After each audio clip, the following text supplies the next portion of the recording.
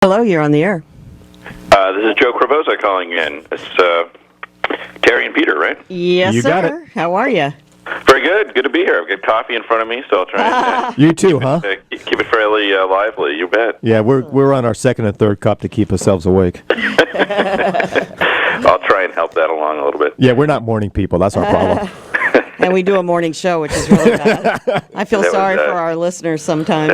That was punishment by the station to give you the morning slot. Oh, we get punished all the time if you knew. So how's the weather down in Davis? It's actually it's a little breezy, but otherwise a beautiful day. And I think everybody's just starting to brace for the summer heat in the Central Valley because we're seeing it coming. But hopefully it's cool and clear up there in Lake County. Yeah, It's beautiful. It's beautiful. Another right now. beautiful day in paradise. What can we say? Yeah, and it was a pleasure meeting you and your wife the other evening at Yes. Vigilance. That was a very nice little get together.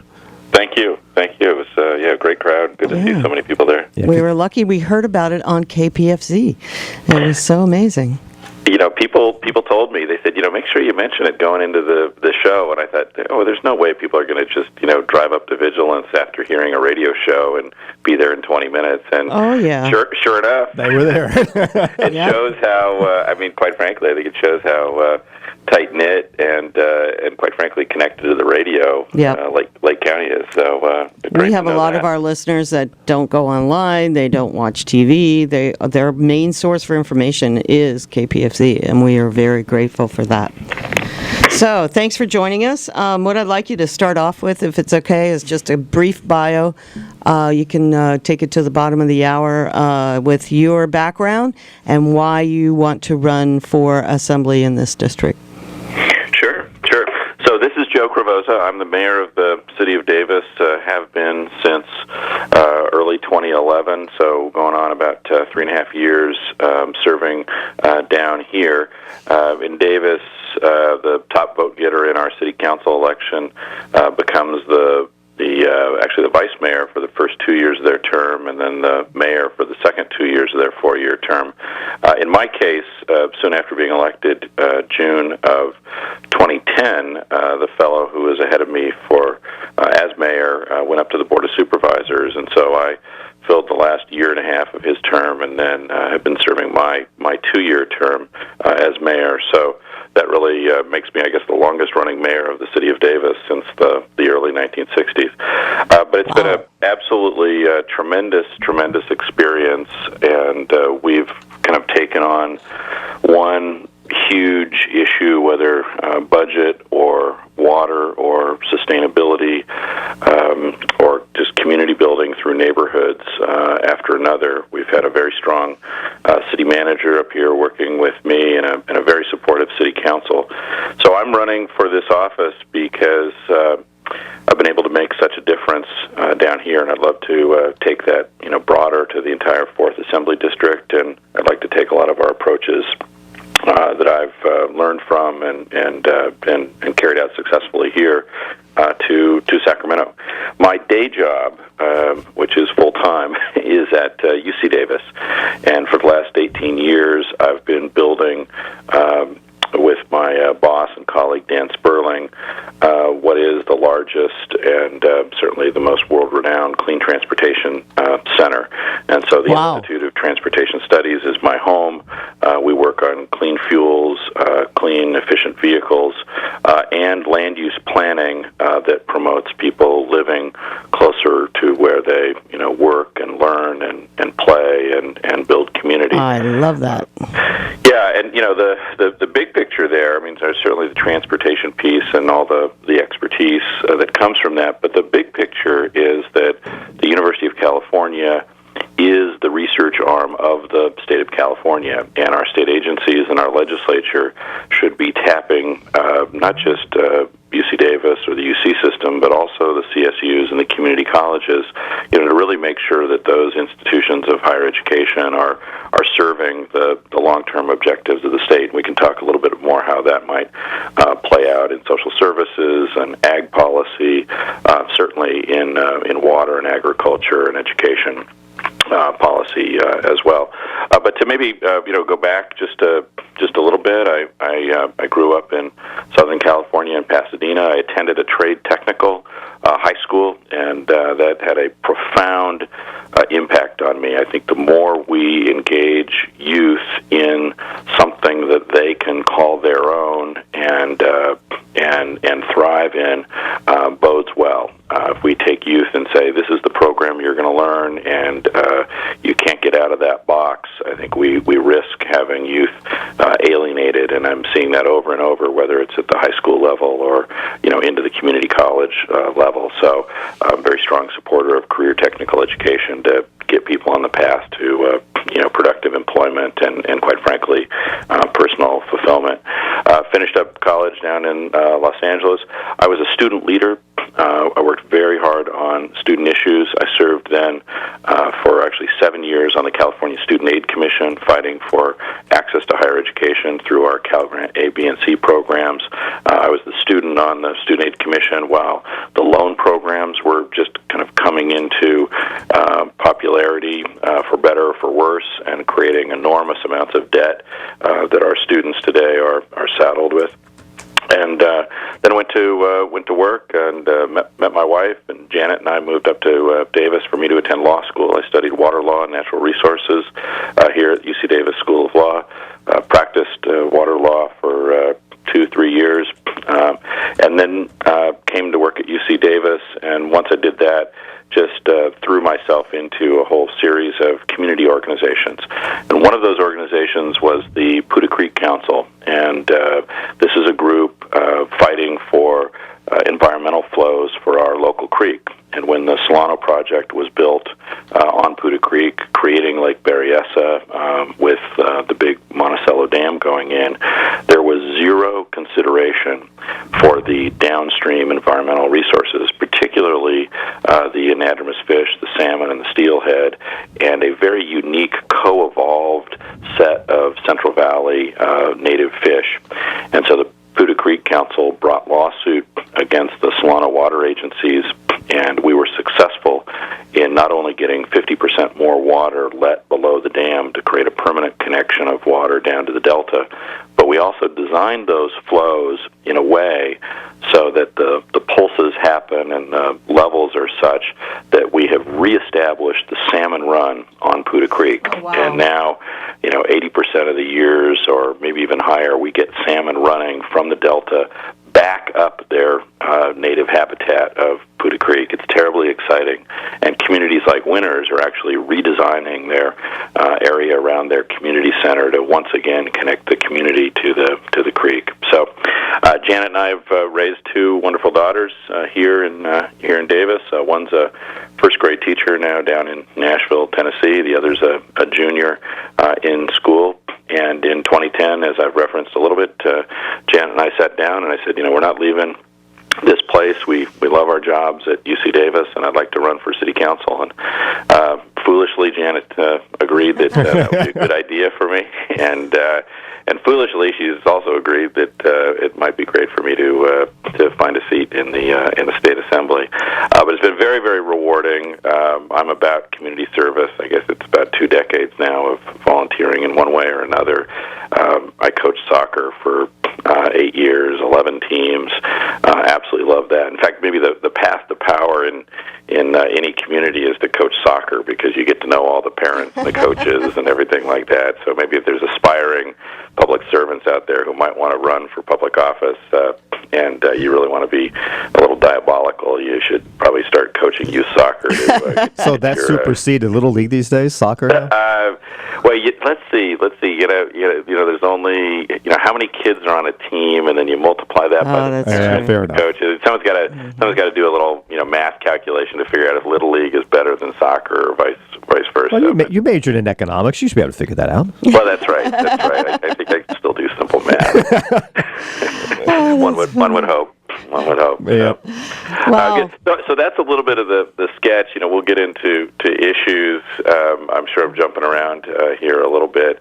This is actually a very fun radio show to do. I have to share that my parents are with their trailer camping group, and they're up in Lake County somewhere. And so I sent them off a text maybe too late, but about a half an hour ago, and I said, hey, get your friends to tune in. So I hope my excellent. my parents and the cohort that they're running around with. Well, you may be a little bit premature on this one because you haven't heard my questions yet. Yeah, well, I'm psychic too. I'm sure you. That has a great benefit in politics. It does. It does. Yeah. Well, we're very happy that you've joined us, and we thank you for coming on. And I want to thank Scoot Snapper, our friend Flipper, who actually was the one that suggested that we reach out and arrange for you to be on the show. So, it was nice of him to think about us in that way and bring you on. And from your background, you and I need to talk. Yeah. If you haven't found I have out, a strong sustainability background myself. if you haven't noticed, my wife's the nice person. Oh, whatever. Don't let him fool you. Yeah. So anyway, you ready for some questions until the callers decide to call in? You bet. All right. Okay. And because, I'm new in the county, I've only been up here a couple of years out of Phoenix, Arizona after 30-odd years. So I'm not familiar with Davis that well. I don't know what you've done there. But my concern, since you are running for our district, is Lake County. So I apologize now for not maybe addressing some of the issues you're more familiar with in your area, but Lake County is part of your district if you are elected, and I think our listeners are concerned about how you may represent us up here. So my first question for you is, Lake County, in my 2 years here, basically is like a stepchild of all the rest of the counties here. We seem to be ignored and left out a lot. If you're elected, what are you going to do to give us a fair shake in Sacramento? And what do you have on your agenda that could possibly impact Lake County immediately? Right. So I'll tell you that certainly. I'd love you to, people in Lake County who know people down in Davis or Woodland should call them up and say, what do you think of this guy, Joe Krovoza? He's been the mayor down there for 3+ years. Tell me about him. And I think you'll hear good things. Much of this campaign, I think, is about word of mouth, and I'll talk about that a little bit more as we go on. But I will tell you, I didn't know Lake County well at the beginning of this campaign. I'm just going to confess that. My campaign, coordinator probably going to, hit me over the head with a for saying that. No, we appreciate the honesty, though. Yeah, but I've been up there and driven across 20, and had a basic sense of some of the issues in the geography.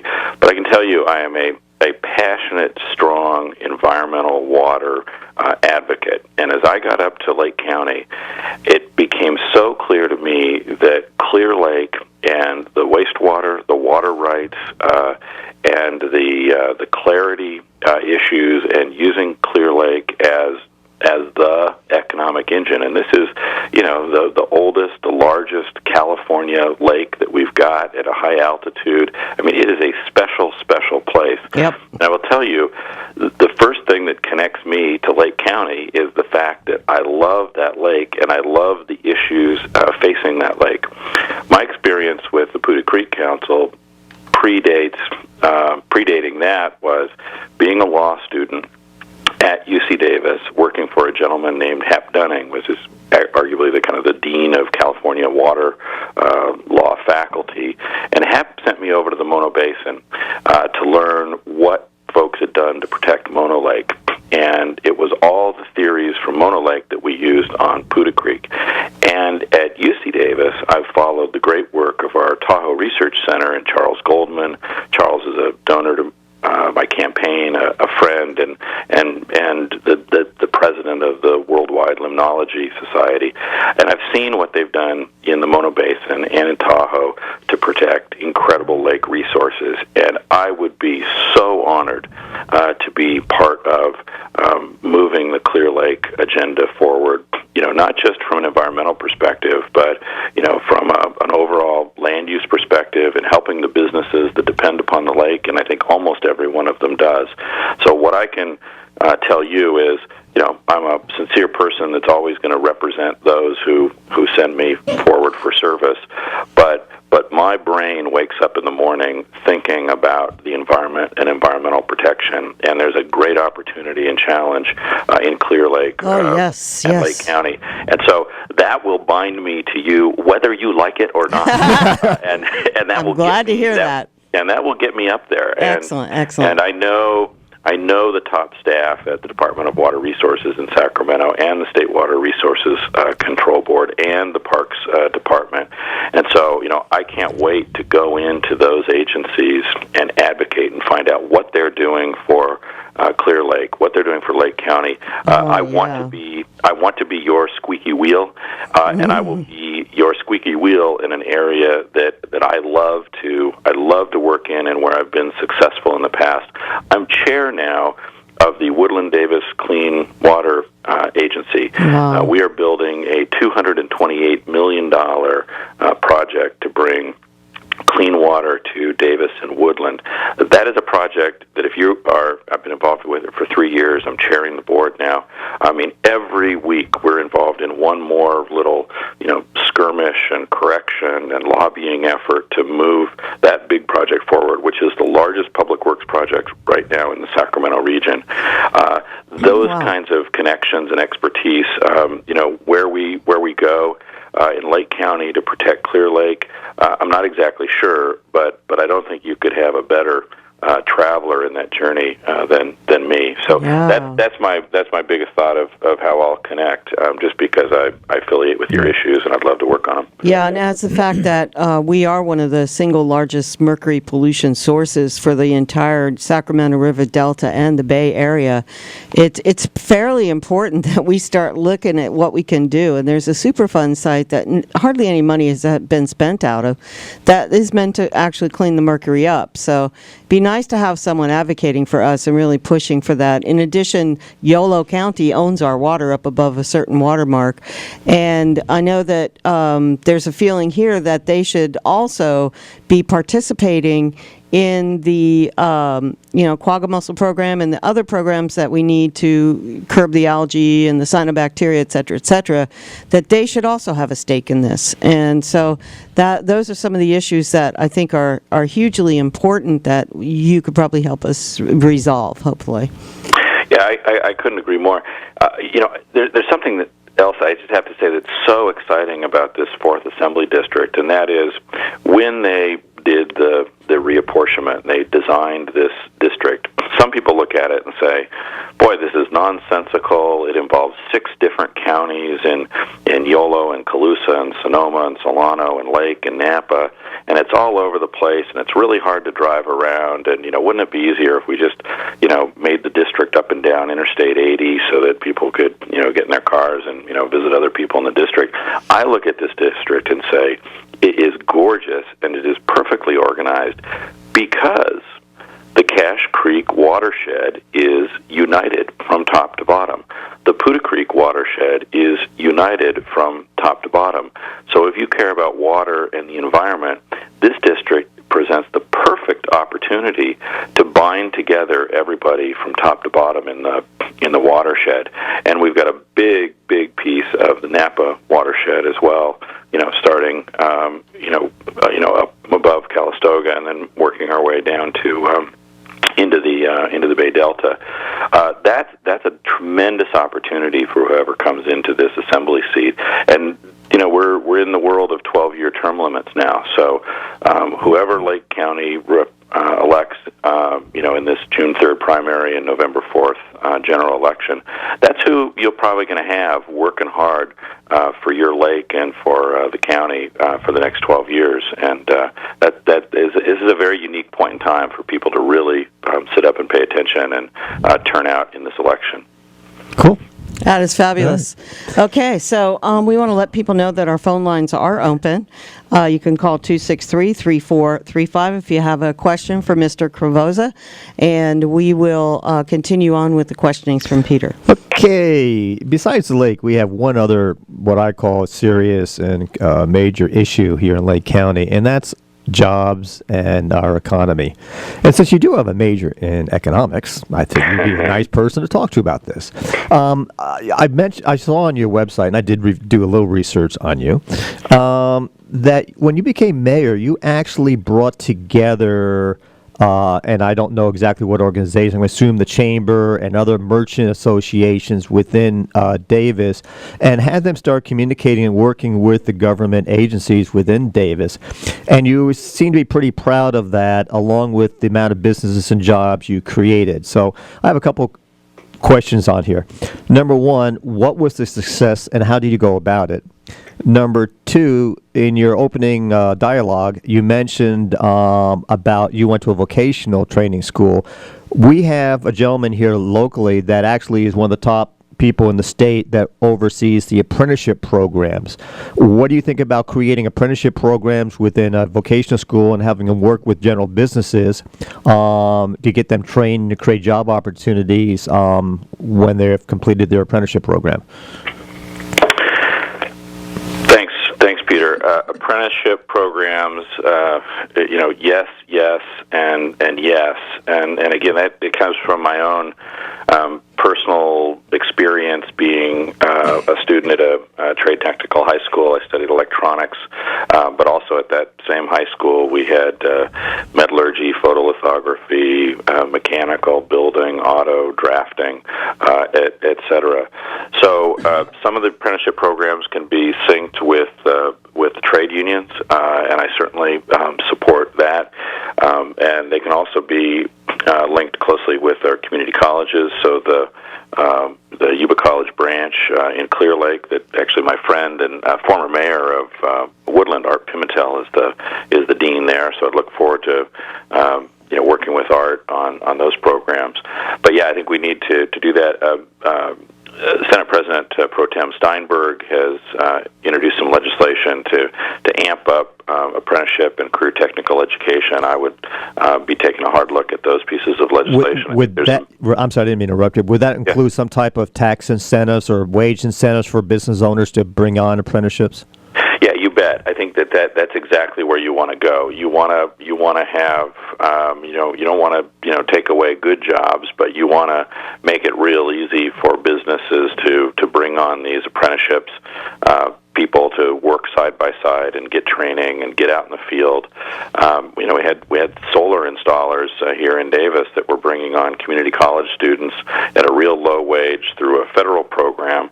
And you look up on a roof and there's two full-time workers, and then there's 2 students up there, seeing how it all works. And I want to see more things like that. And right, you've got to get the funding. It takes work to bring on an apprentice. It slows down your business potentially a little bit. So you've got to make sure there's enough benefit to bringing them on board. But there is nothing like on the ground training where you really get your hands dirty, figuratively and literally. Otherwise, it's all in the classroom. It's all abstract, and you're crossing your fingers that somebody's going to make the match with somebody who's going to mentor them along. And mentors are so important. I don't care where we are in society, but somebody taking somebody else under their wing and saying, this is how you do it. This is how you show up on time. This is how you talk to a customer. This is how you make sure you get it done. This is how you double check to make sure the customer's happy. I mean, that stuff you don't get in a book. Exactly. Agreed. Joe, we have a caller. Let me run over to that, but I wanted to let you know I also went to tech school for electronics. There you go. So we have something else in common. Hello, you're on the air. We'll talk circuit boards and such later. Exactly. Boring.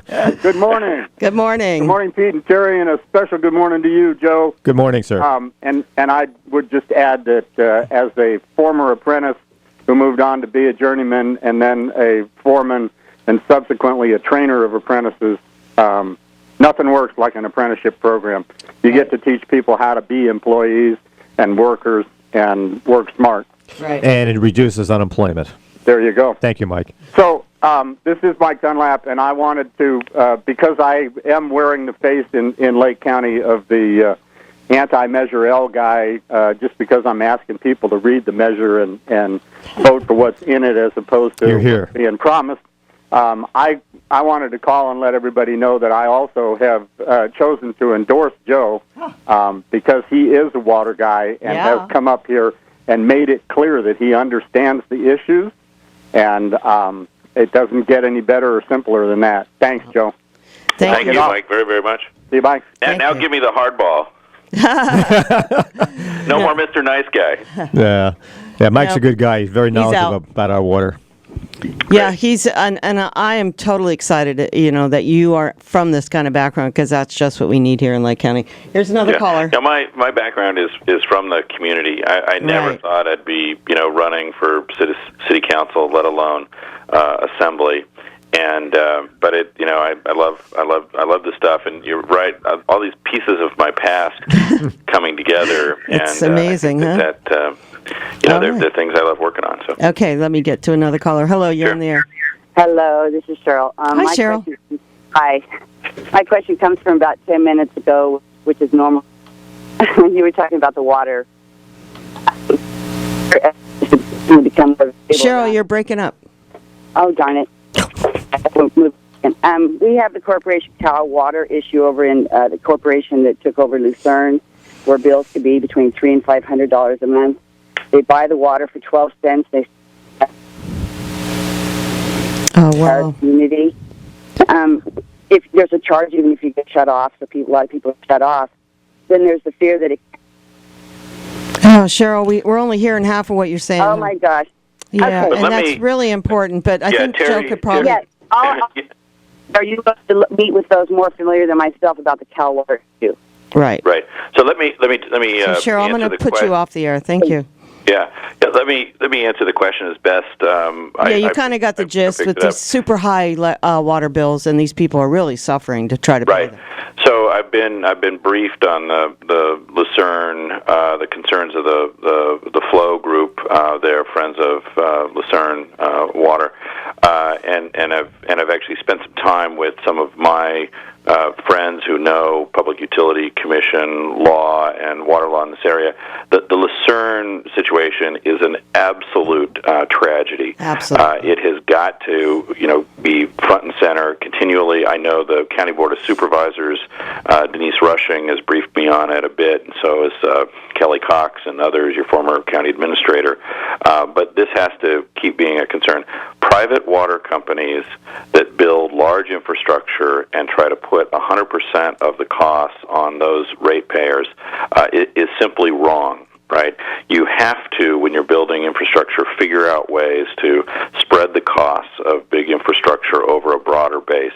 And I support the idea that if you're a company like Cal Water, and you're a big company, and you got thousands or hundreds of thousands of customers you're representing all over California, and you're going to go into a small community and take over that water system, you have to use your broad corporate resources to serve those people. You can't simply say 100% of the cost of upgrading this project right now is going to be placed on that small number of water users. And so that's where I'll come at it. Affordable water is recognized, in state law as a right, and we need to push that that statute. There's no question. And I think we have to look at ways where we link up a lot of these small water systems in Lake County as much as possible to get us out from under these Lucerne-type situations.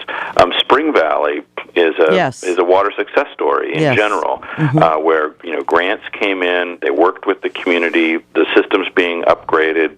I've been out there, I've visited. They didn't overbuild the system. It looks like they built something that was appropriate for the community that gets the job done, and rates go up when you fix a water system. I mean, that is part of the reality, but you really have to be sensitive to that. So the Lucerne situation is exactly the kind of project that I love. Excellent. Well, we're glad to hear that. We have another call. Hello, you're on the air. Is that me? Yes, it is. Hey, you guys. Hi, how you doing? Good. Good. I'm listening online from the Santa Cruz area. Oh, Cool, wow. thank you. So you don't have a lake report this morning? I do, but I don't know if you want me to give it now. I do have a question. Yes. Do you agree that suspended particles are the lake's probably biggest problem? I mean, there's lots and lots of ways to attack problems, but the simplest way would be to stop the sludge from going into the lake and creating algae blooms, etc. Yeah, probably. I think it is the biggest problem. I'll probably stop short of making that that broad brush statement. That's okay. I understand. Right, but obviously, anything related to sewage, those systems have to be fixed. And I know there's been a lot of work in that area, but I'm hearing stories that during big rain events and so on, stuff is getting in there, and you load a lake, that's relatively warm and relatively shallow, like Clear Lake, with nutrients, and you're gonna get algae.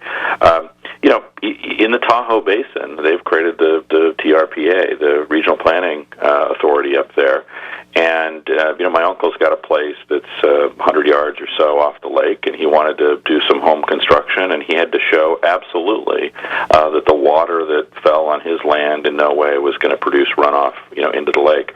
So we've got to look at some systems like that for Clear Lake, and that has to be part of the cost of doing business, but in partnership, I think, with the state of California and low interest financing to make sure that this great state resource in Clear Lake is preserved. And I have not seen. There's been great studies on the lake, that happened years ago, but I think we're trailing in the governance mechanisms and the best practices for everybody around the lake. Whether people are with Measure L or not, there is unanimity, the best I can tell, that the lake has got to be protected. So the question is, how do we do that gradually and responsibly, in ways that are really meaningful? But I think everybody wants to pitch in, and that's very, very heartening to me as I look at the situation. So Clear Lake has pretty much always been a hyper-eutrophic lake, and we're going to just help it a little bit from what I can see. The lake will always have large amounts of algae and water plants, and that's just because of the nature of the lake. Do you agree with that statement? Yeah, I think in general, you were breaking out a little bit there. I know this will may sound like a bit of a cop out, but I want solutions and approaches that are fact based and science based. And I think when you get consensus around the science and what actions will bring you the most benefit, either for the dollar or the political capital, once you kind of define that, then you can get everybody moving in the same direction. So, what's the perfect next step? Is it the Middle Creek Restoration Project? Is it more attention to the stormwater during big events? What's the right next step for the dollar? I'm going to be reading all of the reports and consulting people, with those questions in mind, and then we'll throw our energy where we can have the greatest impact. Okay, thank you, Scott. We're going to have to move on. Thanks, okay, can I call back later for the... Yeah, call back at 10 o'clock, okay? All right, great. Thank you. Bye. Bye. Okie dokie. But you got loyal listeners. Yes, That's we do. impressive. Oh, yeah, we have very good... all one or two of them. Nah. I was going to say, can I call you at home tonight? Do you have any callers? Not right this second, but go ahead and squeeze another question I in. got another question, which never mind. No, I got to raise. Okay, go ahead. Jeez. All right. Good. It's hard when you've only got one line. Hello, you're on the air. Yes, great show. Thank you. Joe, you sound like a great candidate for this area. I wanted to run a couple things by you that may help you with your decision-making process. I'm a student of the rich history of Lake County, and in my conversations with the old-timers, and especially the ones that are connected to the pioneer families here, I have been told time and time again that the creeks in this county used to run all year round. Wow. And now that is not the case.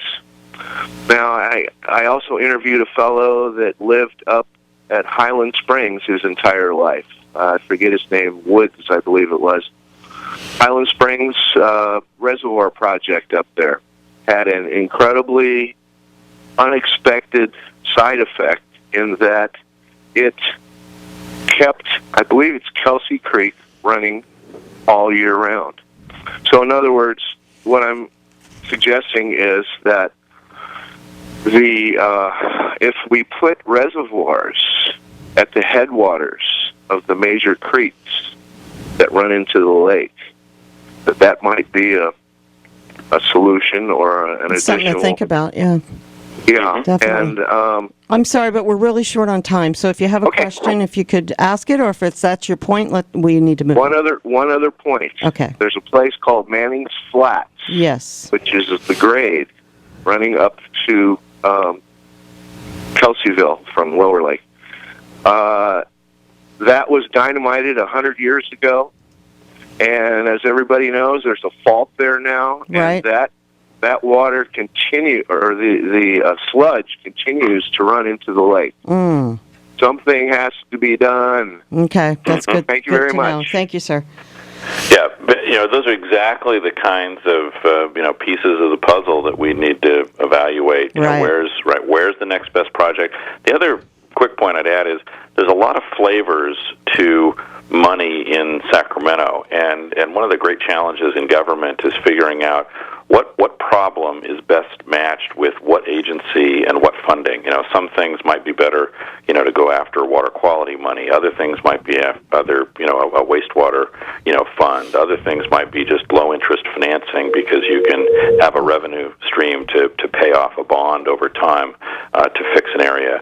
Other things might be better for state parks because they have a fund for wetlands that have public access. So okay. Those are the kinds of things where you can mix and match here a little bit to try to be successful overall. Sounds great. I'm going to let Pete ask a question, and then we've got a caller on the other line. We'll go to them. Okay, I'm going to make this quick, and hopefully you can make a quick answer on this. We have a lot of controversy up here regarding the medical marijuana issues, and the Board of Supervisors here disagree with a lot of the other people here. What is your view on medicinal marijuana and the legalization of it? Yeah, I'm not in favor of legalization at this point. I do want to watch very, very carefully what happens in Washington and Colorado. We've kind of got these two test cases. I will say, though, that the most profound worry I have in the medical marijuana or marijuana legalization area is figuring out how we mitigate the impacts, crime and watershed degradation, pesticides, etc., that are the byproducts of the use of marijuana. So, my brain goes to reducing the impacts on society of this, both environmental and social crime related. That's best number practices one, would take care of that me. if we establish best practices rules for that type of thing and have a little more regulation. We may see a difference in that area. The crime, on the other hand, is also going to be based on, where it's growing, how much is growing, et cetera, et cetera. So, it is a tough situation. I'm with you. And, laws without enforcement, Yeah. forget thank it, you. right? Yeah. So we always have to ask ourselves whether it's environmental or it's officers on the streets. Are we backing up the laws with the resources to make them meaningful? Okay, great. Thank you. We're going to go to the caller now. Hello, you're on the air. Hi. Going back to the Lucerne water rate issue for a minute, I was wondering if you could comment on what you thought was the political dynamic that needs to change in Sacramento to get some legislation passed that would force these water companies to spread that cost increase over their entire ratepayer base rather than just on one small community. What needs to change in Sacramento to make that happen? I think that the legislature needs to very clearly change the law that the Public Utilities Commission is applying. So, the citizens of Lucerne, go to the Public Utilities Commission. Cal Water is a regulated, investor-owned utility, and the PUC, Public Utilities Commission, needs to have a more clear and stronger authority to act for the little guy, quite frankly. And if you're gonna make money in California off of water projects, you're not going to be able to gouge one community and then get the benefits, elsewhere. you're going to have to spread it across your customer base. But Our current. I'm sorry. Go ahead. I was going to say, wouldn't that require some sort of legislation being passed?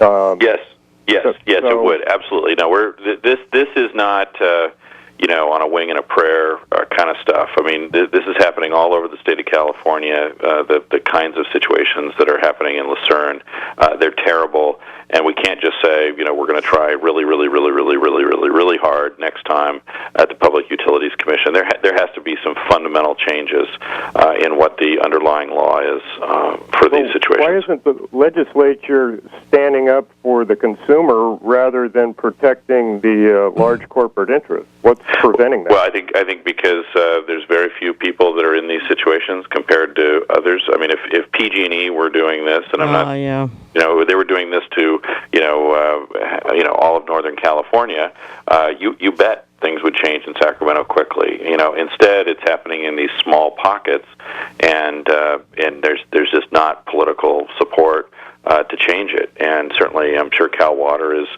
active, and they've got lobbyists in Sacramento. And I'll bet you dollars to donuts that Lucerne does not have a high-priced Sacramento lobbyist going to bat for it. So it's very hard for these small places to organize themselves politically.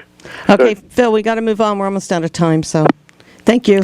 Goodbye to you, too. Phil's kind of a man of few words, He'll hang up. Okay. I have one quick question, and this can be very quick. How are you going to stay in touch with Lake County residents? What are you going to use to make sure that we're have good communication back and forth?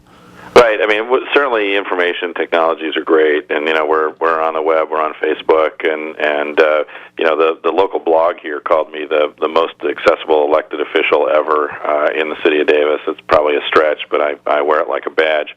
But I'm going to get up there. Janet and I, the girls are off. The house is empty. This is going to be my full-time gig, and so I'd look forward to being up there a couple times a month, holding office hours, and working on the lake issues is going to require meeting with folks. So Excellent. I expect to be there, and I love it. I love to hike. I love, I'm crestfallen that Wilbur Hot Springs is burned because I loved going there. So, I'm going to be up there. Well, we still have Harbin. You bet.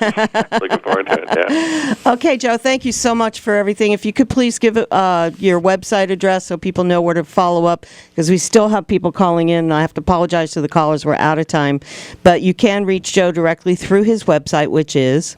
It is joekrovoza.org. And I also just wanted to quickly announce Kelly Cox, Denise Rushing, recent endorsers of mine, and we have over 750 donors to the campaign. This is grassroots, and I hope everybody in Lake County will join along. Excellent, excellent. Are you planning any meet and greets in the future here? We're planning to be up on the 24th, and we're putting together events. So maybe mark your afternoons on the 24th, and we'll be getting out emails and putting notices out, and certainly it'll be on the webpage. So just sign up on the webpage, and you'll get any notice of when I'm coming up to Lake County. Perfect. Thank you so much for your time. It's really been a pleasure. Like I said, we got to get together one day because it looks like we got a lot in common. So can't wait. I really appreciate what you're doing, and wish you the best of luck and everything. Terry and Peter, have a great day. Thank you, sir. You too. Thank you. Bye-bye. Bye-bye. Okay, we're going to take a quick break, and we'll be back in about 10 minutes with Mr. Don Anderson, who is our incumbent district attorney and candidate for the next term. And stay tuned for the Lake Report. That's right. At the top of the hour. As soon as we get done with the break, we'll have Scott come in with the Lake Report. Thanks, everybody. Sorry we couldn't take any more calls, but we'll be back in a flash. This is Pete and Terry, and you're on Lake County Magazine on KPFZ 88.1 FM in Lake County and all around the lake. God, you do that well. I am a professional.